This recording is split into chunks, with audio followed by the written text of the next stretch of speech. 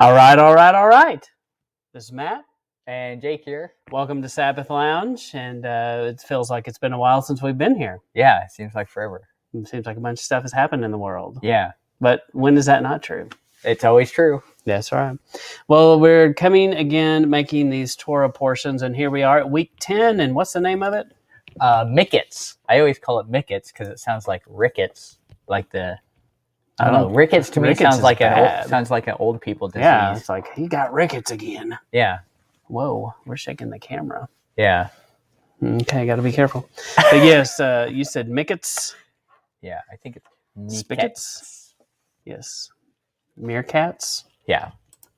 Okay. What does that mean, Matt? It means at the end. And this Torah portion is dealing with what section of scripture? Genesis 41 through 44:17. And I'm a little concerned our camera is just like, whoa, whoa, whoa, whoa, whoa, whoa. Well, I think it'll be just fine. I don't think anyone's really looking at us anyway. This is true. And if you are, stop it. Watch the slides. All right. So here we are with the 12 tribes. And so they are Reuben, Simeon, Levi, Judah, Dan, Naphtali, Gad, Asher, Issachar, Zebulun, Joseph, and Benjamin. What's the importance of that, Matt? Well, the names mean something. So let's... gasp. Yes. So it starts off with, we see a son. What kind of son Yeshua. would that be? Like Yeshua. Makes sense. We hear from the son. We want to join with the son. We acknowledge our own judgment that is coming. We wrestle with ourselves and the Father. When we let him win, we are joined to his family. This leads us to joy in our obedience. As we gain wisdom to do the work of our actions, we find that it's our destiny to occupy as we become the fruit that the Father has added, the Son of his right hand. So, indeed. So if you take the names and what they mean, you can kind of do that with that. Now, somebody has taken a little bit of liberty with that, but it's interesting. I mean, I don't think it's too much of a stretch to see that he would have the gospel story written into the names of the tribes. Mm-hmm. Especially since in Revelation, how many gates are there? 12. There's 12 gates. I mean, there are 12 foundations or 12 layers. I mean, it's like, okay, I get it. 12 is important. And if you can pull the gospel story out of the first verse in the Bible, then I'm sure it's it doesn't seem like too much of a stretch. And so here's our family tree again. Yep. Not our family. Not our family. It is our family. Well, these guess are that's our true. ancestors, that's true. Jake. That's true. I call them family. I want to be called in that family. Yeah. So, and then there's... I'd like to be grafted into that family. Right. And it's interesting. This kind of does look like grafted in here. Yeah. Just looking at the timeline even. So we wanted to dive deeper into this Joseph to Yeshua connection. I know that we've talked about that before, and I hope we're not like beating this dead horse, the proverbial dead horse. But it is interesting, and there's so much here. And I challenge you to think about this, and this list, may not be complete. And if you come up with more, send them in. That's right. So Jake, when we just alternate these. Sure. Okay, go. Both Yeshua and Joseph had miraculous births. So how was Joseph's birth miraculous? Do you remember? Well, it was his mother had been barren. Exactly. Yep. So, and then of course we know the Yeshua one. Both obedient to their fathers, and they were about their father's business. That's true. Both were pure. There was no sin that was written about them. But are we saying Joseph was sinless? No, that's not what we're saying. Right. Both were sent by the father to check on their brothers. Yeshua was sent to the lost sheep. Yes. Something got cut off there. I think it's under your thing on the side there. I don't know how to get rid of that. What happens if I say that's it's stop presenting? That's not doing it. Down here, this is the thing you want to get rid of, but I don't know that I'd click any of that. Okay. Well, maybe one day we'll figure out how to drive here. Yeah. So I don't know how we changed it, but we changed something here. What does that do? Focus mode. Ooh, there you go. Hide tools. Hey, that's probably the one. That seems a little better. Right. Now, Okay. if you stop moving the mouse around, that All whole right, thing will go. go away. Okay, Joseph and Yeshua go to Egypt. Joseph was the same as Pharaoh. He spoke for the Father. He represented the Father. Both were not recognized until the time was right. Oops.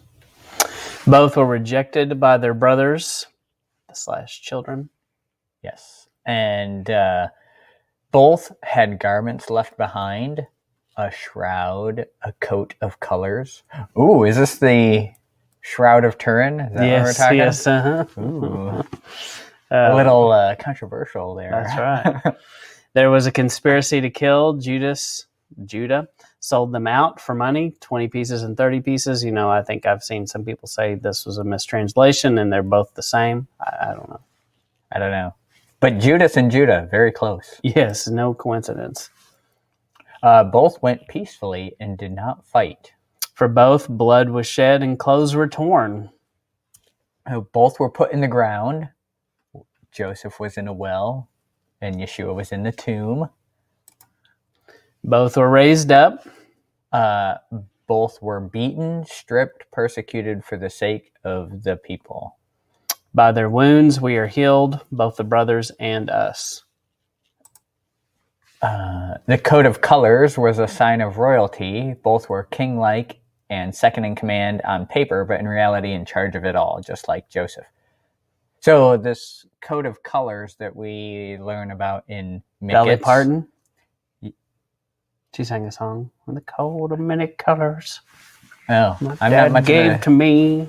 much of a Dolly Parton listener. You should listen to that one. That's a good one. That's about the coat of many colors. Right. Okay. Now, in the Hebrew, right, it's this coat of colors is actually a long sleeve garment of sorts, right? Right. Maybe a mistranslation, but yeah.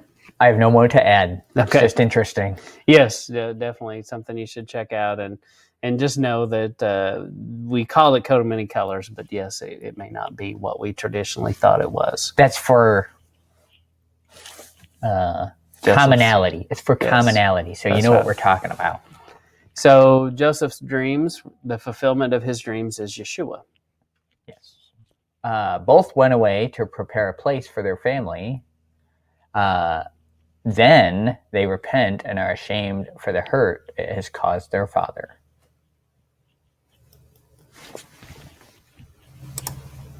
Brothers and the children reject them both, and they both were servant leaders. Both were elevated above others. The baker and butler are like the thief on the cross. One was remembered and one was condemned.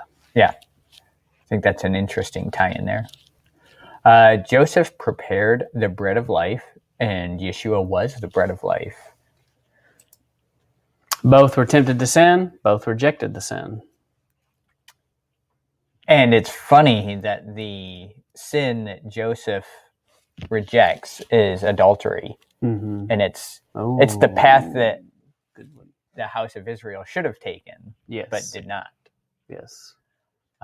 Both were innocent, but had to suffer because of it. Both saved their families by something that seemed like a terrible punishment. Does famine sound like a punishment? Doesn't sound good. It doesn't sound good. I'm not a fan of it, clearly. My body is an example of that. I don't like famine. Me either. No, did we already do that one? No. So both had families that did very little to help until the end after their sin convicted them. So, in fact, the brothers had spent their whole life and career promoting a lie to their father, which is absolutely insane if you think about spending your entire life lying to one of the people you should love the most in the world. Right. Let's see. Both were falsely accused. And both went before the king, and both were silent, in essence. Mm-hmm. They didn't defend themselves. Mm-hmm. Yeah. Mm-hmm. The grain is unmeasurable, just like the children and the promise. Both judge the children of Israel and have forgiveness for them. Judah is willing to stand in the gap for his brother, willing to lay down his life. This is at the end. There's the meal and the feet. the great feet that was washed. Wait, featuring their peds were washed up in the upper room kind of moment. This is like the when Joseph's brothers come back finally, and it's like their last little hurrah before they go back and get Jacob, and they have the meal and that kind of thing. It's not, and Joseph doesn't wash their feet, but he has people do it. Yes, there is a washing of said feet. But it does mention it, yeah. Both yearn for the fellowship of the children of Israel, and then Joseph's, it's his, he longed to be in relation with his brothers and his father, and a lot of tie-ins. Right, and you see that a lot in this section where, he goes away to weep without them knowing, and he's very wrought with emotion. Yeah, it's easy to go, he's kind of a crybaby, but I mean, it is emotional. It is easy to look at that story and be like, wah, wah, wah, but that's not fair. No. Because it is, because when we're looking at it, we're so far removed, and we're not, as closely tied to these brothers as Joseph was, and it was a very powerful moment. And Joseph knew all along that, that Yahuwah had put this together, and he'd known, this is a fulfillment of the dreams and everything. So it was very emotional, very powerful. Yeah, I mean, we have dysfunctional family situations going on nowadays, and if you know anyone that's been like what's the right word? Where you've been estranged. That's perfect. That's exactly the word I was thinking of. Where you've been estranged from your family, and then you have a meeting together. It's very emotional time. So you can imagine. So both have a wedding-like celebration to commensurate the reunification of the family. Yes. Let's see. Do you want to elaborate on that a little bit? On the Joseph side? So, I mean, he definitely has a big meal, and, makes a big deal out of it. Yeah, and then they go and get the bride, right? Yeah, we're going to talk about that in a minute. Okay. Yeah. I don't want to. Too soon. Ooh, too soon. Both have brothers that are unaware that the feast they have been celebrating were for their brother. Modern Jews keep the feast, but don't recognize him. Ooh. That was pretty deep. That was deep right there. And this part has not been fulfilled. Both were in a way resurrected from the dead. Quotes from Joseph only. I don't know why. Why is quotes for Joseph only? I don't know. Oh, resurrected from the dead. Because he specifically says in this section that he was, Jacob comes and says, my son has been resurrected from the dead. Yeah. So. Yeah. See, we know what we're talking about. Yes. That's right. Both are in charge of the harvest of the wheat. Yes, you want to harvest that wheat. Both are solving the issue of a famine. Joseph is a physical famine. Yeshua represents solving the spiritual famine and is the bread of life. Both open up the storehouse. Yeshua is opening up the storehouse of heaven, of blessings, where Joseph was a literal grain silo. Just picture Yeshua handing out sacks of wheat to people. Here, go read that. Both are the answer to life in their generations. The only way was through them. Very true. The right hand of Pharaoh, the right hand of the Father. Right. Yeah, look at that relationship. That's exactly Yeshua and Yahweh kind of relationship there. Matthew 3 something. It's in there somewhere. Matthew 3, yep. Go look it up. We'll point you right to it. Voice from heaven, this is my beloved son, whom I am well pleased, loved by his father more than the other brothers. This is because he was only sold out to his father. The only one sold out to his father. Mm-hmm. Yeah, so the quote in Matthew 3 is, "This is my beloved son in whom I'm well pleased," right? Yeah. Which is a voice from heaven. Mm. And that's some mickets. And so the next time that we meet again, we'll talk a little bit more about the bridal language. Right, because it kind of comes full circle in the next section. And so this is really, what is this, week 2 of 3, talking about Joseph? I think so. And so Joseph gets a pretty large portion in the Torah group as a whole. Yeah. So his story is very important. So, but like we said, we don't claim to be experts, Torah scholars, but we want you to look to the source and hope that our kind of fly through helps you glean maybe some things that you didn't know before. Yeah, and I think you kind of started putting this together last year, I think, on the similarities between Joseph and Yeshua, and it's insane how many tie-ins there are. I never really noticed it, how much it was like that before. And almost every time we go through it, we go, oh, you could say this more, too. And so I don't even know that we captured it all. But, right. But, and I challenge you as your group. I know that we're like behind right now, but, when you go through this next time, be prepared to try to see all those connections, because it is some great aha moments that you can have. So, right. But we appreciate you tuning in, stopping by Sabbath Lounge. We ask that you share this, that you like this. We have a MeWe. There's MeWe. That's a funny thing to say, by the way. It is. MeWe. Almost sounds wrong, but yeah. But if we're in a lot of different platforms, if you Google Sabbath Lounge, you're going to find all these different platforms. And, we're in this weird time of deplatforming and all these crazy things that are happening. But, I'm not worried about it. As I heard Greg Widener talk about, he just released a video. I don't know if you watched it, but he talked about how he was all worried about it.